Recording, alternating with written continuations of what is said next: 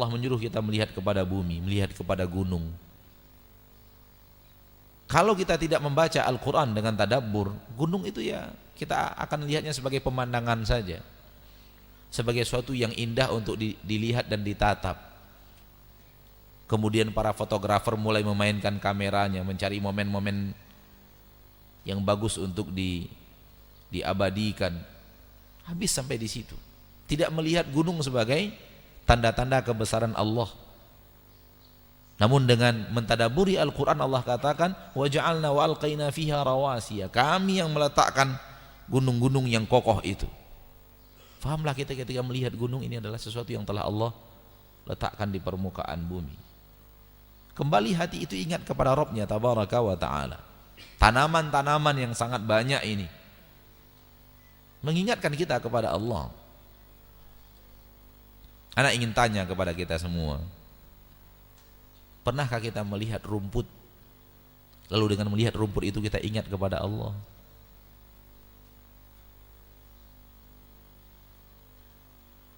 Pernahkah kita melihat ilalang? Negeri kita ini banyak ilalang bukan? Negeri kita banyak ilalang bukan? Banyak ilalang. Kata tabib, banyaknya sebuah tumbuhan, obat di sebuah negeri, tanda bahwa banyak penyakit di negeri itu yang obatnya adalah itu. Ini kata para ilmuwan kesehatan, para tabib. Berarti di negeri kita banyak ilalang. Apa penyakit yang banyak di negeri ini? Panas dalam. Karena negerinya panas, setiap hari, setiap siang meminum es. Panas dalam, obatnya ilalang, subhanallah. Ala kulli hal, bukan itu yang mau kita bahas pada kesempatan yang berbahagia ini. Kapan kita melihat ilalang tersebut dan kita melihat tanda-tanda kekuasaan dan kebesaran Allah pada tanaman itu? Atau kita hanya melihat dia sebagai semak belukar?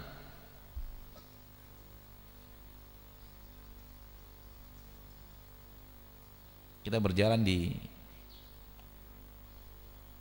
jalan raya, ada tanaman-tanaman yang ditanam oleh pemerintah kita untuk menghiasi kota.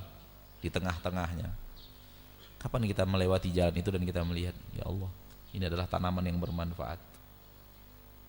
Ya, engkau yang menumbuhkannya. Tidak ada kuasa kami manusia untuk menumbuh kembangkan tanaman ini. Kita hanya bisa menanamnya, lalu kita berikan pupuk, tumbuh dan kembangnya Allah yang mengatur. Bagaimana tanaman itu mencari makan sendiri di tanah dengan segala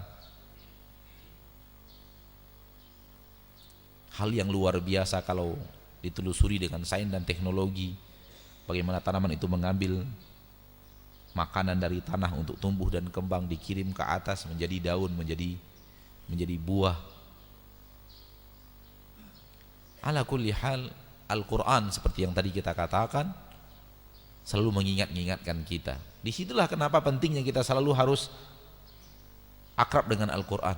Karena orang yang akrab dengan Al-Quran tidak saja dia membaca ayat-ayat Allah lalu kemudian mendapatkan pahala, akan tetapi lebih daripada itu, dia menjadikan hati orang yang mentadabburinya hati yang selalu terikat kepada Allah.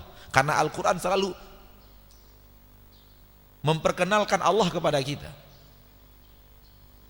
Karena memang itu yang paling utama dari maksud dan tujuan diturunkannya Al-Quran.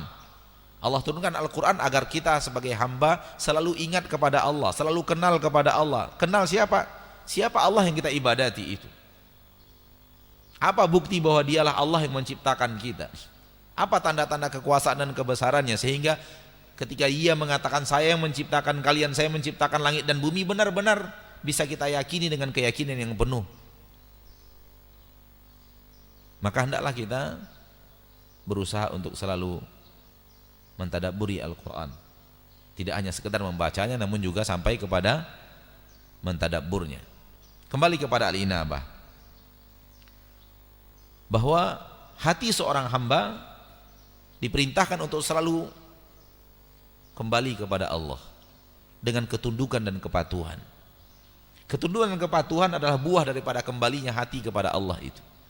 Karena hati adalah rajanya anggota tubuh. Ketika hati itu selalu ingat kepada Allah, selalu kembali kepada Allah tabaraka wa ta'ala Rabbul Izzah, ketika itu dia akan perintahkan anggota tubuh untuk patuh dan taat. Dan zikir-zikir, setiap kita akan melakukan kegiatan, aktivitas kita berzikir kepada Allah, itu juga bahagian daripada hal yang akan mengikat hati kita dan mengembalikannya kepada Allah. Ketika mau makan ingat Allah, baca zikir makan.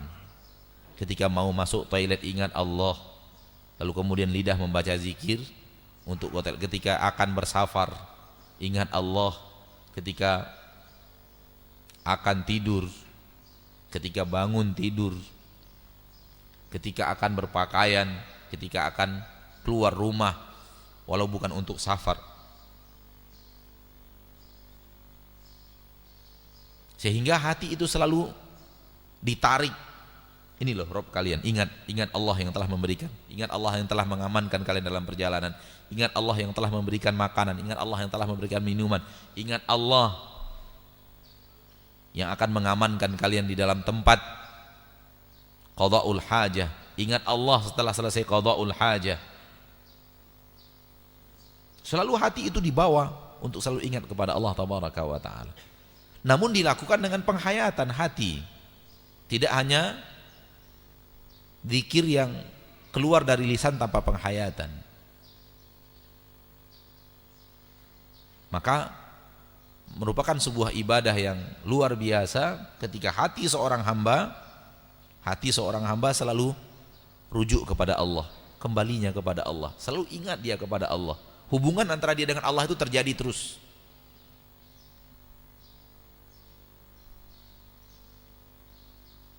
Dan bangun dari tidur, awal bangun daripada tidur itu tanda-tanda bahwa hati itu apa yang paling sering dia ingat. Kalau kita bertanya apa yang hati saya selalu ingat, maka cari apa yang kita ingat pertama kali ketika kita bangun tidur. Begitu mata itu terbuka dari tidur malam, istirahat selesai, yang pertama kali hadir di hati apa? Biasanya itu yang selalu diingat oleh hati. Kalau memang jawabannya adalah Allah yang teringat pertama kali ketika bangun tidur, maka berbahagialah saudara.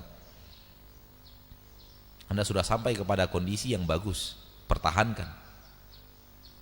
Karena banyak orang ketika bangun tidur yang dia ingat bukan Allah.